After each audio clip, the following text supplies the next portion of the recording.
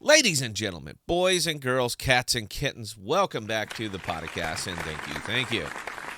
From an email that I got from crypto.com. Dear valued customer, please be informed that the trading of the following tokens will no longer be supported in your jurisdiction. Trading of these tokens in the crypto.com app will be restricted beginning September 1st, 2022. AMP, Rally, XYO, and Power Ledger.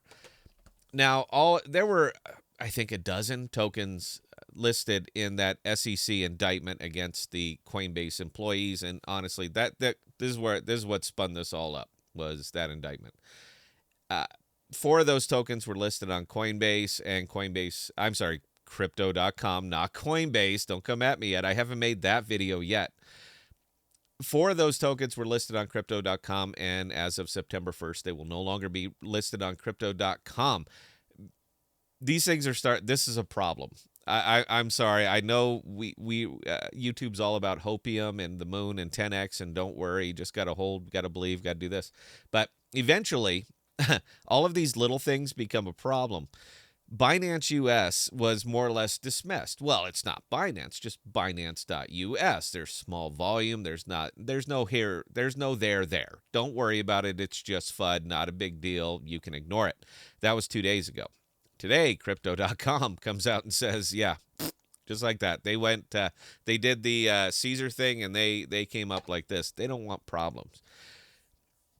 At what point does it become a concern? At what point does all of these little things turn into a big thing? Now, there's only two things that are really that would really. Actually, there's not. There's more than that. But I'm trying to be casual here, guys. I'm trying to make this like not a big deal, even though I think it's a huge deal. Coinbase, Gemini. That's it. Those are the two. If you lose Coinbase, if you lose Gemini, you're going to have a problem. You are going to have a big problem. Now, AMP still exists in the DeFi, and that's fine.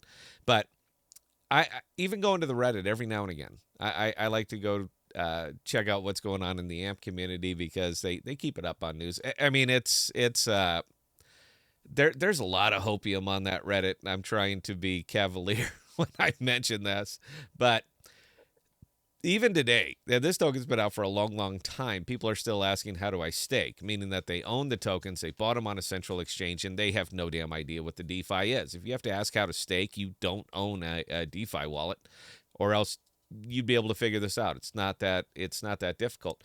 But a lot of the people who own these tokens are holding them on the central exchange. Four big wallets control 80% of all of the AMP. So there's approximately four big wallets. 20% is made up by the smaller investors.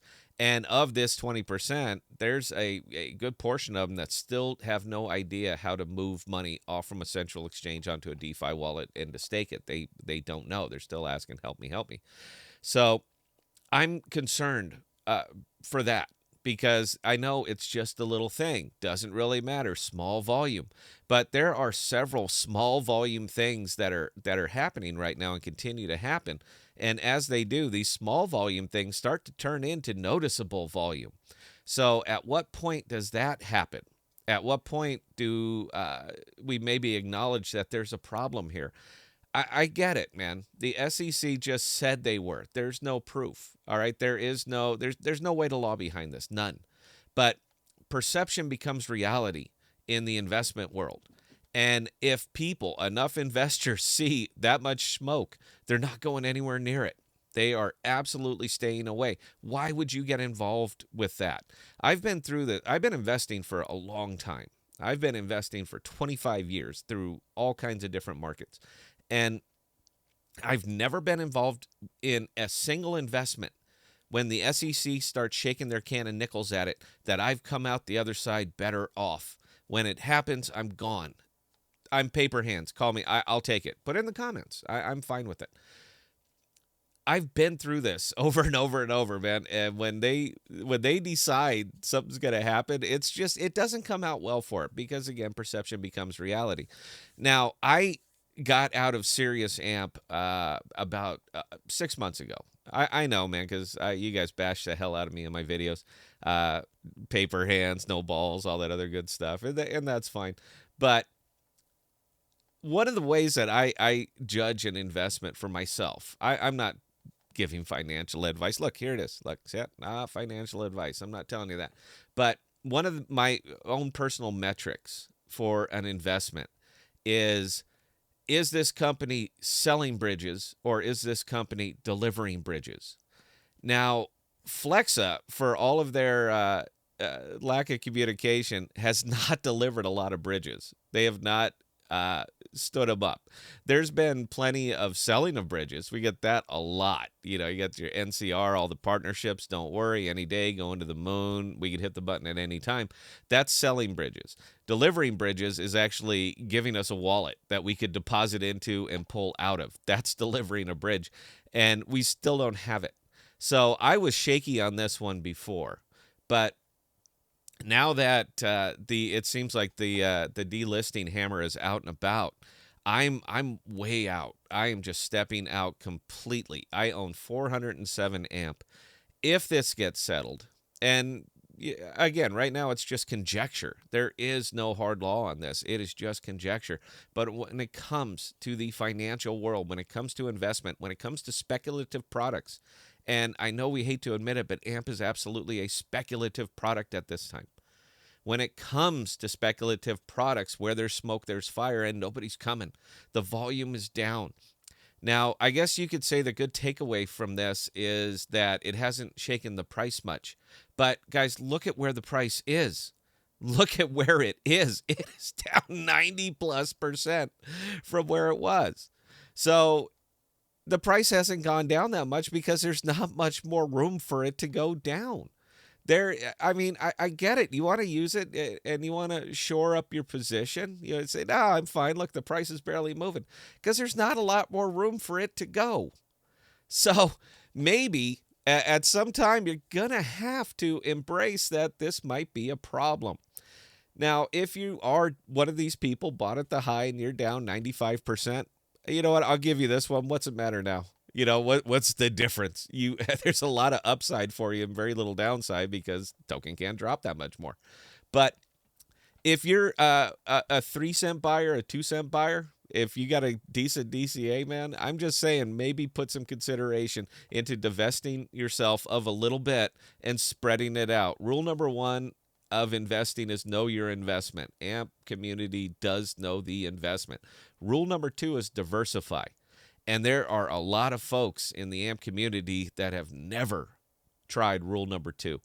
I'm just saying, this is after years and years of personal experience. Diversification is good. Diversification is necessary if you want to protect your holdings. Coinbase. If Coinbase goes, AMP has got a big damn problem. And honestly, the biggest problem that I see out of that is understanding how AMP works, how that network works. They will collateralize transactions. They will settle those transactions on a central exchange such as Coinbase and Gemini. And the fee provided to AMP for the service is used to purchase AMP from the open market and give it over to the staking pools. That's how it works. It's in the white paper. It's lit up. You guys know your product. The problem is, what if there is no central exchange to buy AMP from? Are we ready? Is Flexa ready to just go pure DeFi on this? Are they ready? I'm not sure. I don't think so. I got a hunch they're going to have one hell of a problem here. But the only reason that I'd even mention Coinbase here is that Coinbase is a publicly listed company on the NASDAQ. They have no they are not going to want to get into an SEC fight over tokens that they may or may not have on their exchange. They're going to delist them. I'm crystal balling this, but they're going to delist them. Gemini is going to do the same. When, I have no idea. And if they don't, if they come out and make a public statement, you bet I'm going to follow it up. Coinbase refuses to delist. Man, look, I got no dog in this fight. I'm not here to pump a token. I'm here as an investor advocate. I am an investor. You're an investor. I'm on your side on this one. So look, guys, that's all I got. Please put some consideration into this. Yeah, there you go. Until next time, please be safe. Please be smart with your money. Cheers.